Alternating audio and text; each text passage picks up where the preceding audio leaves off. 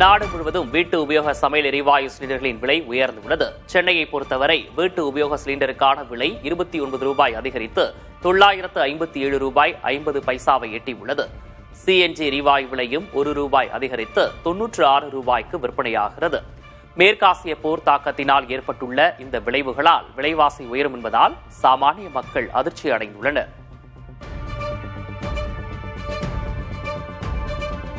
அதிமுக முன்னாள் அமைச்சர்கள் MC Sampath, Kadambur Raju, Udumalai Radhakrishnan, NR Sivapathi ஆகியோர் தங்களது ஆதரவாளர்களுடன் தாவேகவில் இணைந்தனர்.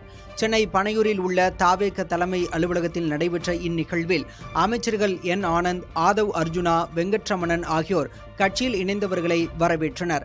அதேபோல சாத்தூர் ராஜவர்மன், மான்ராஜ், கோவிந்தசாமி, முருகன், சதன் பிரபாகரன் உள்ளிட்ட 8 அதிமுக முன்னாள் MLA-க்களும் தாவேகவில் இணைந்தனர். இவர்களுடன் மேலும் சில அதிமுக 2ஆம் கட்ட தலைவர்களும் தாவேகவில் இணைந்தனர். மாற்றுக் கட்சியிலிருந்து வந்தோருக்கு தாவேகவில் முக்கியத்துவம் அளிக்கப்படும் என அமைச்சர் ஆதவ் அர்ஜுனா உறுதியளித்துள்ளார். அதிமுக முன்னாள் அமைச்சர்கள் தாவேகவில் இணையும் நிகழ்ச்சியில் உரையாற்றிய அவர், அதிமுக தொண்டர்களின் வாக்குகள் இல்லாமல் தாவேகவுக்கு வெற்றி கிடைத்திருக்காது என கூறினார். இந்த விதமான முக்கியத்துவம் வேற எந்த கட்சியிலையும் கிடைக்காது. அப்ப உங்களை எல்லாம் வரவேற்கக்கூடிய ரொம்ப ரொம்ப சந்தோஷமான நாள் இன்னைக்கு. நாங்க அன்னைக்கே சொன்னோம், 90% அதிமுகவுடைய நிர்வாகிகள் தமிழக வெற்றி கழகத்தில் வந்து சேருவார்கள். இன்றைக்கு 50% நிறைவேறிட்டு. அதனால வரவேற்கிறோம். மிகப்பெரிய பணி காத்துட்டு இருக்கு. உள்ளாட்சி துறையிலிருந்து அடுத்த MP துறையிலிருந்து நமக்கான வேலைகளை அண்ணன் நமக்கு சரிசமமா பகிர்ந்து கொடுப்பாரு. திமுக தயவில்தான் தாவேக ஆட்சி நடைபெற்று வருவதாக முன்னாள் முதல்வர் மு க ஸ்டாலின் தெரிவித்துள்ளார். காஞ்சிபுரம் வடக்கு மாவட்டம் செங்கல்பட்டு தொகுதியில் உள்ள மாற்றுக் கட்சியினர் சென்னை அண்ணா அறிவாலயத்தில் திமுக தலைவர் மு க ஸ்டாலின் முன்னிலையில் திமுகவில் இணைந்தனர். செங்கல்பட்டு தொகுதியில் அதிமுக சார்பில் போட்டியிட்ட கஜேந்திரனும் திமுகவில் இணைந்தார். இந்நிகழ்ச்சியில் பேசிய மு க ஸ்டாலின், ஒரு இயக்கத்திலிருந்து மற்றொரு இயக்கத்துக்கு லாபத்தை நோக்கி பலர் செல்வார்கள் என்றும், ஆனால் தமிழ் சமூகத்துக்காக செயல்பட பலர் திமுகவில் இணைந்திருப்பதாக பெருமிதம் தெரிவித்துள்ளார். நம்முடைய கூட்டணியில் இருந்த கட்சிகளுடைய தயவோடுதான் இன்றைக்கு இந்த ஆட்சி நடந்து கொண்டிருக்கிறது. அந்த கூட்டணி கட்சியில் இருக்கக்கூடிய தலைவர்கள் பல இடங்களில் குறிப்பிட்டு சொல்லி இருக்கிறார்கள். நாங்கள் வருகிற போது எங்கள் கூட்டணி கட்சியினுடைய தலைவர் திமுக தலைவர் மு க ஸ்டாலினிடத்தில் சொல்லிவிட்டு தான் வந்திருக்கிறோம் சொன்னார்கள். அவர்கள் சொல்லிவிட்டு சொல்லுகிற நேரத்தில் நான் சொன்னேன், நீங்கள் சொல்லுங்கள், உங்களுடைய விருப்பம், உங்களுக்கு இருக்கக்கூடிய ஜனநாயகம் நான் தடுக்க மாட்டேன். நாட்டில ஜனாதிபதி ஆட்சி வந்துவிடக்கூடாது, அதன் மூலமாக பிஜேபி ஆட்சி தமிழ்நாட்டிற்கு வந்துவிடக்கூடாது என்ற அடிப்படையிலே தான் அவருக்கு நான் வழி அனுப்பி வைத்தேன். ஆகவே நம்முடைய தயவோடு நடைபெறக்கூடிய இந்த ஆட்சிக்கு முற்றுப்புள்ளி வைக்க விரைவில் நாம் உறுதி எடுத்துக் கொண்டு பணியாற்ற இந்த நிகழ்ச்சியை உறுதியெடுப்போம். பதவி கிடைத்தவுடன் தாவேகவினர் தலைகால் புரியாமல் ஆடுவதாக அதிமுக பொதுச்செயலர் எடப்பாடி கே பழனிசாமி விமர்சித்துள்ளார். அதிமுக 31 ஆண்டுகள் தமிழகத்தில் ஆட்சி புரிந்த கட்சி என்றும் குறிப்பிட்டார்.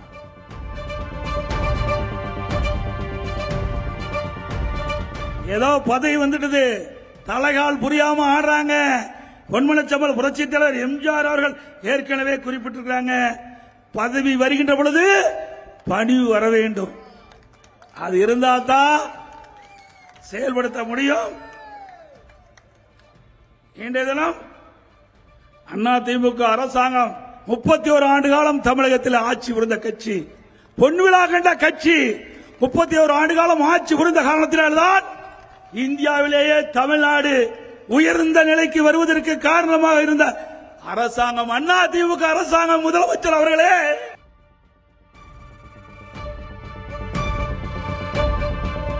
MLA பதவியை ராஜினாமா செய்துவிட்டு தாவேகவில் இணைந்த அதிமுக முன்னாள் உறுப்பினர்களுக்கு இடைத்தேர்தலில் போட்டியிட தடை விதிக்க கோரி உச்சநீதிமன்றத்தில் முறையிடப்பட்டுள்ளது.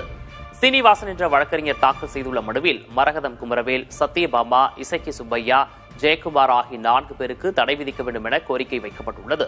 அதேபோல் தமிழ்நாடு சட்டமன்றத்தில் பெரும்பான்மையை நிரூபிக்கும் விவகாரத்தில் குதிரை பேரம் நடந்துள்ளதாக சந்தேகம் எழுந்துள்ளதாகவும், எனவே அந்த விவகாரத்தில் CBI விசாரணைக்கு உத்தரவிட வேண்டும் என்றும் ரிட் மனுவில் வேண்டுகோள் வைக்கப்பட்டுள்ளது.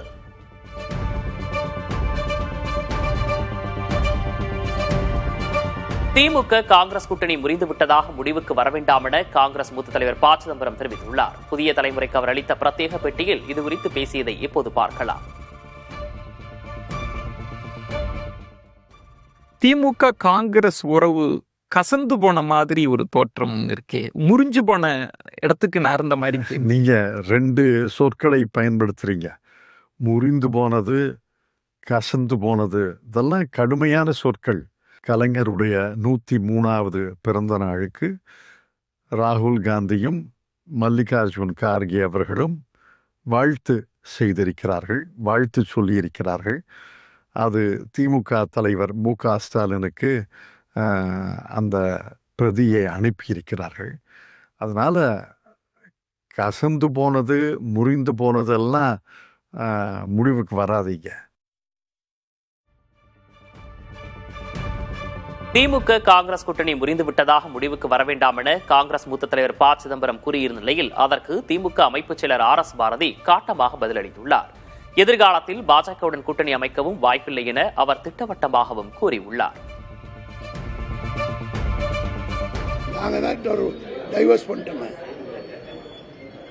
அதாவது டைவர்ஸ் 2 வகையான டைவர்ஸ். இப்ப சில கட்சிகள் எங்க விட்டு போயிருக்காங்கன்னா கன்சென்ட்டோட போயிருக்காங்க. நாங்களா பார்த்து விவாகரத்து பண்ணி அது 2 பேரும் ஒத்துக்குன்னு விவாகரத்து ஆயிருக்கு. இது இன்னொருத்தனோட கள்ளக்காதல் இருக்கிறதுனால இட் இஸ் அடல்ட்ரி. அந்த டைவர்ஸ் காங்கிரஸோட இல்லை. காங்கிரஸ் எங்க இருக்குதோ அதோட நாங்க இருக்க மாட்டோம். சத்தியமா கிடையாது. எய்ம்ஸ் மருத்துவமனை விவகாரத்தில் திமுக, அதிமுக, பாஜக கட்சிகள் மாறி மாறி குற்றம்தான் சொல்லிக் கொண்டிருந்ததாக அமைச்சர் நிர்மல்குமார் விமர்சித்துள்ளார். மதுரையில் செய்தியாளர்களை சந்தித்த அவர் எய்ம்ஸ் மருத்துவமனை பணிகள் தொடங்கிய இந்த 9 ஆண்டுகளில் அணையை கூட கட்டி முடித்திருக்கலாம் என்றார். ராமநாதபுரத்திலிருந்து மருத்துவக் கல்லூரி இருக்கு. அனைத்தையும் இங்கே மாற்றப்பட்டு விரைவில் அதை செயல்படுத்தும் வடிவத்தை முதல்வர் முடக்கிவிட்டுள்ளார். மாற்றி மாற்றி அவங்க சொல்றதும், அப்புறம் அதிமுக திமுக சொல்றதும், அப்புறம் திமுக பாஜக சொல்றதும் மாற்றி மாற்றி சொல்லிட்டு இருக்காங்களே தவிர்த்து எனக்கு தெரிஞ்சு ஒரு 8-9 வருஷம் ஆச்சு. 9 வருஷமாக கட்டப்படும் ஒரு கல்லூரி, இதுல ஒரு பெரிய டேம் கூட கட்டி முடிச்சிருக்கலாம். ஒரு கல்லூரி கட்டுறதுக்கு 9 வருஷமா இவங்க எல்லாம் சுத்தி என்ன பண்ணிட்டு இருக்காங்கன்னு தெரியல. ஸோ விரைவில் அதுக்கான முடிக்கும் பணிகளை முதல்வரும் ஃபாலோ பண்ணிட்டு தான் இருக்காங்க. சீக்கிரம் முடிவடைந்து அந்த எய்ம்ஸ் கல்லூரி எய்ம்ஸ் ஹாஸ்பிட்டல் தொடங்கணும் தான் எங்களோட விருப்பம். நீட் மறுதேர்வு வினாத்தால் கசிந்ததாகவும் அவை விற்கப்படுவதாகவும் வெளியான தகவலை தேசிய தேர்வு முகமை திட்டவட்டமாக மறுத்துள்ளது.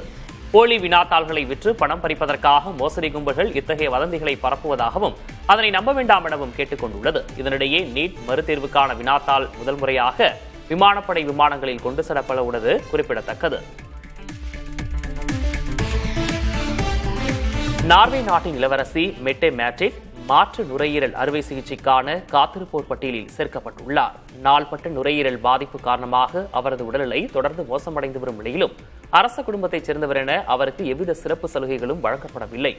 நாட்டின் மருத்துவ விதிமுறைகளின்படி சாமானிய நோயாளிகளைப் போலவே அவரும் காத்திருப்போர் பட்டியலில் வைக்கப்பட்டுள்ளார்.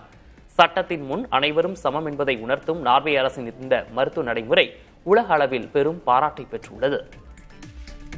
லண்டன் பல்கலைக்கழகத்தில் இந்திய உச்சநீதிமன்ற தலைமை நீதிபதி சூரியகாந்த் உரையாற்றிய போது இந்தியாவில் மாற்று கருத்துடையோர் ஒடுக்கப்படுவதாக கூறி சிலர் கேள்வி எழுப்பியதால் சலசலப்பு ஏற்பட்டது. அண்மையில் அவர் நீதிமன்றத்தில் கரப்பான் பூச்சிகள் என குறிப்பிட்ட சர்ச்சை கருத்து குறித்தும் கேள்வி எழுப்பப்பட்ட நிலையில் நிகழ்ச்சி ஒருங்கிணைப்பாளர்கள் அதை தடுத்து நிறுத்தினர். இந்த சம்பவத்திற்கு லண்டனில் உள்ள இந்திய தூதரகம் கடும் கண்டனம் தெரிவித்துள்ளது. மாற்று கருத்துக்களை நாகரிகமான முறையில் வெளிப்படுத்த வேண்டும் என்றும் சர்வதேச அரங்கில் பார்வையாளர்களின் இத்தகைய அநாகரிகமான நடத்தையை ஏற்றுக்கொள்ள முடியாது என்றும் தெரிவித்துள்ளது. டாஸ்மாக் துறையில் நடந்த 3600 கோடி ரூபாய் ஊழல் தடுத்து நிறுத்தப்பட்டுள்ளதாக அமைச்சர் விக்னேஷ் தெரிவித்தார். கோவையில் செய்தியாளர்களிடம் பேசிய அவர் மதுபான விற்பனையில் மட்டுமின்றி கொள்முதலிலும் ஊழல் நடைபெற்றுள்ளதாகவும் இத்துறையில் கடந்த காலத்தில் நடந்த தவறுகள் ஒவ்வொன்றாக வெளிக்கொண்டு வரப்படும் என்றும் தெரிவித்தார். ஒரு பாட்டிலுக்கு 10 ரூபா வாங்குவாங்க. 1 கோடி பாட்டிலுக்கு குறைஞ்சது 10 கோடி ரூபா ஒரு நாளைக்கு. 10 கோடி ரூபான்னா நீங்க நல்லா கணக்கு வச்சுக்கோங்க.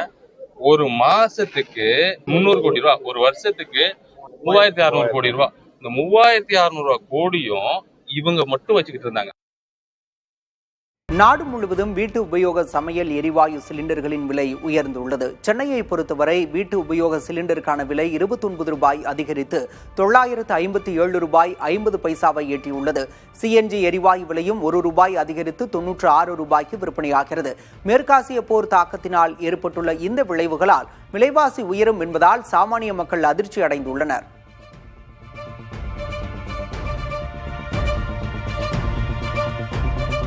தேனி மாவட்டம் ஆண்டிப்பட்டி யானை மார்க்கெட்டில் முருங்கைக்காய் விலை கிலோவுக்கு ₹30 உயர்ந்து ₹70 வரை ஏலம் போனது. சித்தார்பட்டி, கணேசபுரம், ராஜதானி உள்ளிட்ட சுற்றுவட்டார பகுதிகளில் வீசிய பலத்த காற்றினால் முருங்கை மரங்கள் முறிந்து சந்தைக்கு வரத்து குறைந்ததாலும் முகூர்த்த நாட்களால் தேவை அதிகரித்ததாலும் இந்த விலை உயர்வு ஏற்பட்டுள்ளது.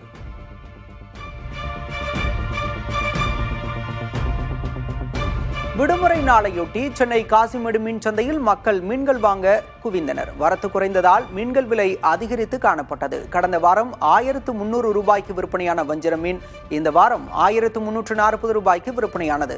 விலை சற்று அதிகரித்தாலும் அசைவ பிரியர்கள் போட்டி போட்டு மீன்களை வாங்கிச் சென்றனர்.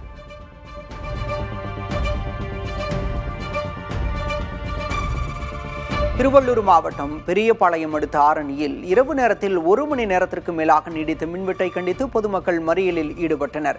வெயில் காலத்தில் இரவு நேரங்களில் தொடர்ந்து மின்வெட்டு ஏற்படுவதாகவும் இதனால் குழந்தைகள், முதியவர்கள் பெரிதும் பாதிக்கப்படுவதாகவும் அவர்கள் குற்றஞ்சாட்டினர். மின்பழுது சரி செய்யப்பட்டு மீண்டும் மின்சாரம் வந்ததை அடுத்து பொதுமக்கள் அங்கிருந்து கலைந்து சென்றனர்.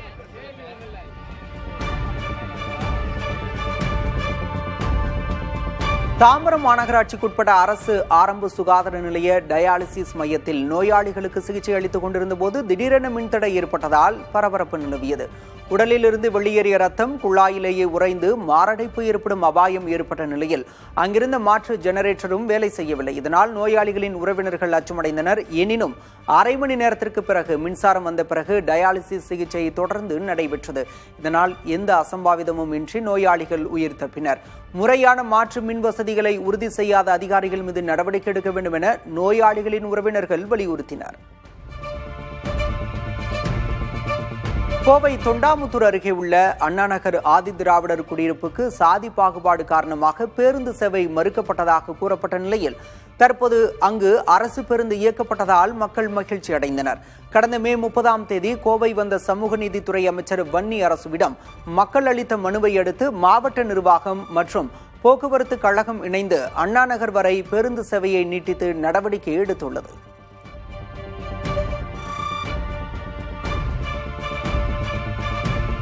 டாஸ்மாக் துறையில் நடந்த 3600 கோடி ரூபாய் ஊழல் தடுத்து நிறுத்தப்பட்டுள்ளதாக அமைச்சர் விக்னேஷ் தெரிவித்தார்.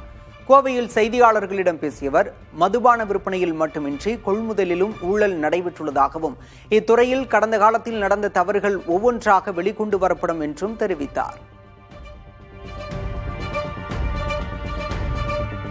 ஒரு பாட்டிலுக்கு ₹10 வாங்குவாங்க. 1 கோடி பாட்டிலுக்கு குறைஞ்சது ₹10 கோடி ஒரு நாளைக்கு. ஒரு நாளைக்கு ₹10 கோடி நீங்க நல்லா கணக்கு வச்சுக்கோங்க. ஒரு மாசத்துக்கு ₹300 கோடி, ஒரு வருஷத்துக்கு ₹3600 கோடி. இந்த ₹3600 கோடியும் இவங்க மட்டும் வச்சுக்கிட்டு இருந்தாங்க. அதிமுக முன்னாள் அமைச்சர்கள் MC சம்பத், கடம்பூர் ராஜு, உடுமலை ராதாகிருஷ்ணன், NR சிவபதி ஆகியோர் தங்களது ஆதரவாளர்களுடன் தாவேகவில் இணைந்தனர். சென்னை பனையூரில் உள்ள தாவேக தலைமை அலுவலகத்தில் நடைபெற்ற இந்நிகழ்வில் அமைச்சர்கள் N ஆனந்த், ஆதவ் அர்ஜுனா, வெங்கட்ரமணன் ஆகியோர் கட்சியில் இணைந்தவர்களை வரவேற்றனர். அதேபோல சாத்தூர் ராஜவர்மன், மான்ராஜ், கோவிந்தசாமி, முருகன், சதன் பிரபாகரன் உள்ளிட்ட 8 அதிமுக முன்னாள் MLAக்களும் தாவேகவில் இணைந்தனர். இவர்களுடன் மேலும் சில அதிமுக 2ஆம் கட்ட தலைவர்களும் தாவேகவில் இணைந்தனர். மாற்றுக் கட்சியிலிருந்து வந்தோருக்கு தாவேகவில் முக்கியத்துவம் அளிக்கப்படும் என அமைச்சர் ஆதவ் அர்ஜுனா உறுதியளித்துள்ளார். அதிமுக முன்னாள் அமைச்சர்கள் தாவேகவில் இணையும் நிகழ்ச்சியில் உரையாற்றிய அவர், அதிமுக தொண்டர்களின் வாக்குகள் இல்லாமல் தாவேகவுக்கு வெற்றி கிடைத்திருக்காது என கூறினார்.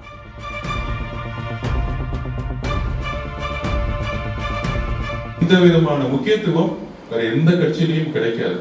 அப்ப உங்களை எல்லாம் வரவேற்கக்கூடிய ரொம்ப ரொம்ப சந்தோஷமான நாள் இன்னைக்கு. நாங்க அன்னைக்கே சொன்னோம், 90% அதிமுகவுடைய நிர்வாகிகள் தமிழக வெற்றி கழகத்தில் வந்து சேருவார்கள். இன்றைக்கு 50% நிறைவேறிட்டு அதனால உங்களை வரவேற்கிறோம்.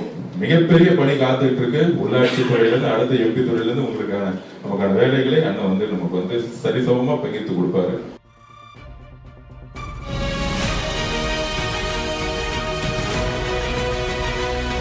அதிமுகவின் மிக முக்கிய பிராந்திய தளபதிகள் அடுத்தடுத்து தாவேக்காவில் இணைந்து வருகின்றனர்.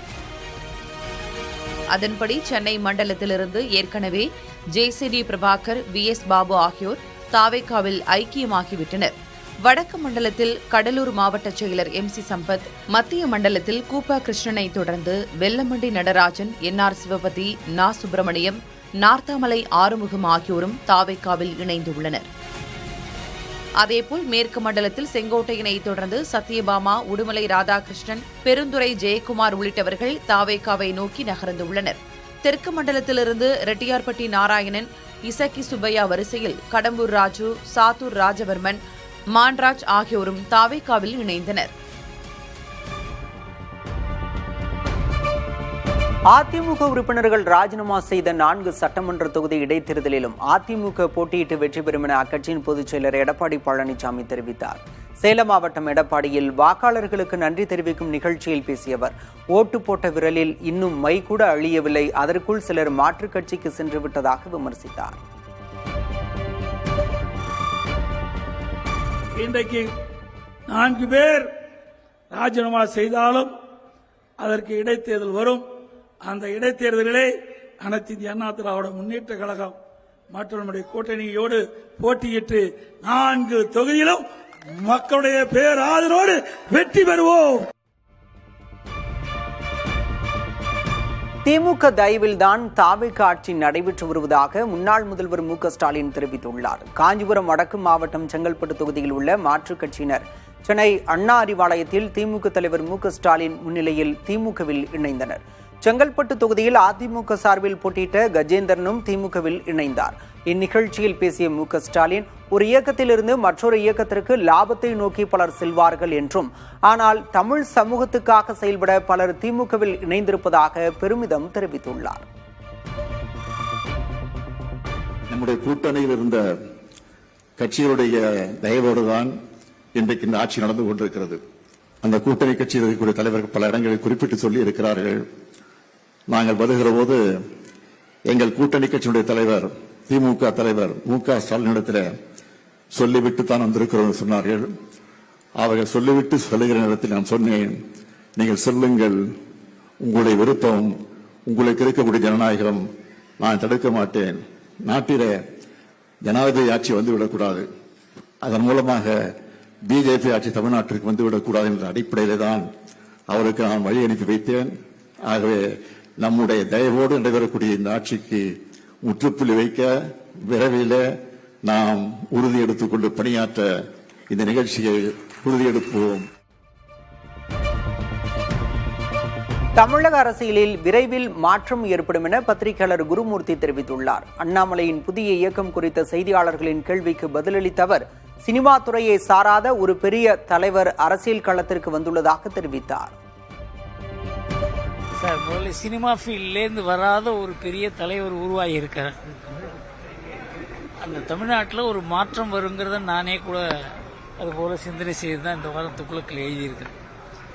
இந்த சமயத்தில் இதுக்கு மேலே பேச முடியாது. சட்டம் ஒழுங்கை உறுதி செய்யும் காவல்நடை ரோந்து பணிகளை மாநிலம் முழுவதும் தொடர்ந்து மேற்கொள்ள தமிழ்நாடு டிஜிபி மகேஷ்குமார் அகர்வால் உத்தரவிட்டுள்ளார். இது தொடர்பாக வெளியிடப்பட்டுள்ள சுற்றறிக்கையில், பொதுமக்களுடனான தொடர்பை வலுப்படுத்தவும், குற்றங்களை தடுத்து பாதுகாப்பை உறுதி செய்யவும் மாநிலம் முழுவதும் காவல்நடை ரோந்து பணிகள் தீவிரமாக மேற்கொள்ளப்பட்டு வருவதாக தெரிவிக்கப்பட்டுள்ளது. அதன்படி ஜூன் 3 முதல் 5ஆம் தேதி வரை SP, DSP மற்றும் இன்ஸ்பெக்டர்கள் உள்ளிட்ட உயர் அதிகாரிகள் நேரடியாக வீதிகளில் இறங்கி நடை ரோந்து பணியில் ஈடுபட்டதாக கூறப்பட்டுள்ளது. இந்த ஆய்வின் போது அதிகாரிகள் பொதுமக்களை சந்தித்து குறைகளை கேட்டறிந்ததோடு சமூக விரோத செயல்களை கண்காணிக்கும் நடவடிக்கைகளை எடுத்ததாக சுட்டிக்காட்டப்பட்டுள்ளது.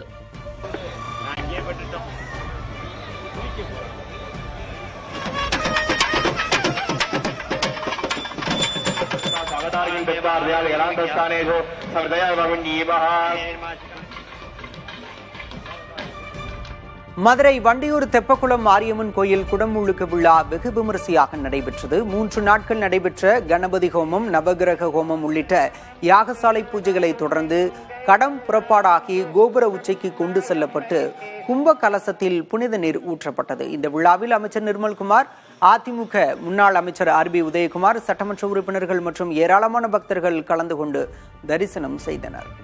தாவேக்கவில் இணைந்தது காலம் கடந்த ஞான உதயம் என்று அதிமுக முன்னாள் அமைச்சர் கடம்பூர் ராஜு தெரிவித்துள்ளார். சென்னை பனையூரில் செய்தியாளர்களிடம் பேசிய அவர், அதிமுக இனி வெற்றி பெற சாத்தியம் இல்லை என்பதால் தான் தாவேக்கவில் இணைந்ததாகவும், முதல்வர் விஜய் தலைமையின் கீழ் பணியாற்றுவதில் நெருடல் இல்லை என்றும் தெரிவித்தார். இது காலம் கடந்த ஞான உதயம். காலம் கடந்து விட்டது. காலம் பொன் போன்றது என்பார்கள். காலம் சென்ற காலம் சென்றதுதான், திரும்பி வராது. எனவே அதற்குண்டான சாத்தியக்கூறுகள் இனிமேல் அங்கே தென்படவில்லை என்பதால் தான் என்னை போன்ற நிர்வாகிகள், முன்னாள் அமைச்சராக இருந்தாலும் சரி, சட்டமன்ற நாடாளுமன்ற இருந்தாலும் சரி, நிர்வாகிகள் அணிவகுத்து இங்கே வருவதற்கு காரணம் அதுதான். தமிழக அரசியலில் விரைவில் மாற்றம் ஏற்படும் என்று பத்திரிகையாளர் குருமூர்த்தி தெரிவித்துள்ளார். அண்ணாமலையின் புதிய இயக்கம் குறித்த செய்தியாளர்களின் கேள்விக்கு பதிலளித்த அவர், சினிமா துறையை சாராத ஒரு பெரிய தலைவர் அரசியல் களத்திற்கு வந்துள்ளதாக தெரிவித்தார். சார், முதல்ல சினிமா ஃபீல்ட்லேருந்து வராத ஒரு பெரிய தலைவர் உருவாகி இருக்கார். அந்த தமிழ்நாட்டில் ஒரு மாற்றம் வருங்கிறத நானே கூட அதுபோல சிந்தனை செய்து தான் இந்த வாரம் துக்குளக்கில் எழுதியிருக்கிறேன். இந்த சமயத்தில் இதுக்கு மேலே பேச முடியாது.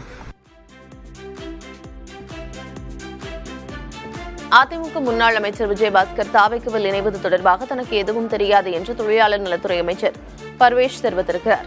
புதுக்கோட்டையில் ஆசிரியர்களுக்கு நடைபெற்ற பாராட்டு விழாவுக்கு பின்னர் செய்தியாளர்களிடம் பேசிய அவர், விஜயபாஸ்கர் இணைவது குறித்து கட்சி தலைமைதான் முடிவு செய்ய வேண்டும் என்று தெரிவித்தார். சிவகங்கை மாவட்டத்தில் 10ஆம் வகுப்பு மாணவர் கொலை செய்யப்பட்ட விஷயத்தில் உரிய சட்ட நடவடிக்கை மேற்கொள்ளப்படும் என்று அமைச்சர் பர்வேஷ் தெரிவித்தார். 6ஆம் வகுப்பு முதல் 12ஆம் வகுப்பு வரை அரசு பள்ளிகளில் உடற்கல்வி பாடவேளைகளில் உடற்கல்வி பாடத்திட்டத்தை நடத்த வேண்டும் என உடற்கல்வி இயக்குநர்கள் மற்றும் உடற்கல்வி ஆசிரியர்களுக்கு பள்ளிக்கல்வி இயக்குநர் கண்ணப்பன் உத்தரவிட்டுள்ளார்.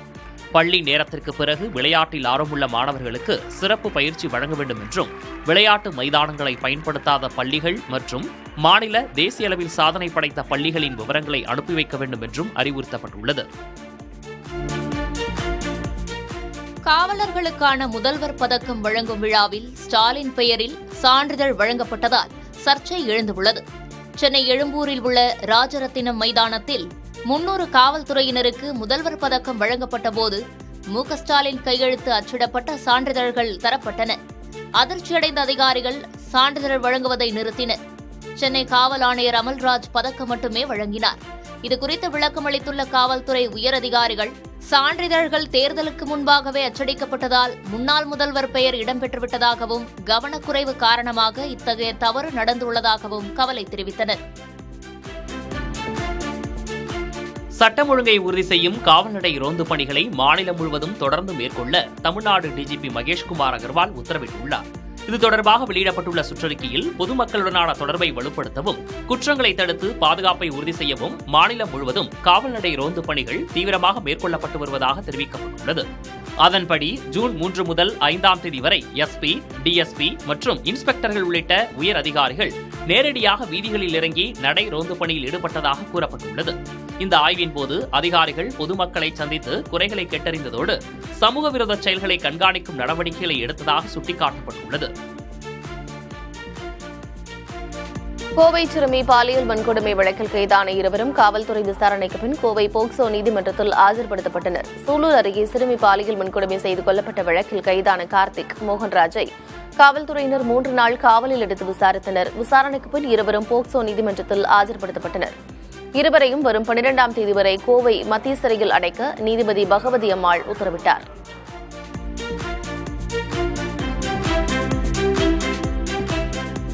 கிருஷ்ணகிரி அருகே வரட்டனப்பள்ளியில் நகைக்கடையின் பின்புறச் சுவரை துளையிட்டு 3 கிலோ வெள்ளிப் பொருட்கள் கொள்ளையடிக்கப்பட்டுள்ளன. இரும்பு லாக்கரை உடைக்க கொள்ளையர்கள் செய்த முயற்சி தோல்வியடைந்த நிலையில் 2 கிலோ தங்க நகைகள் தப்பின. கடை உரிமையாளர் சரவணன் அளித்த புகாரின் பேரில் சம்பவ இடத்தை நேரில் ஆய்வு செய்த மாவட்ட காவல் கண்காணிப்பாளர் தங்கதுரை குற்றவாளிகளை விரைந்து பிடிக்க உத்தரவிட்டிருக்கிறார்.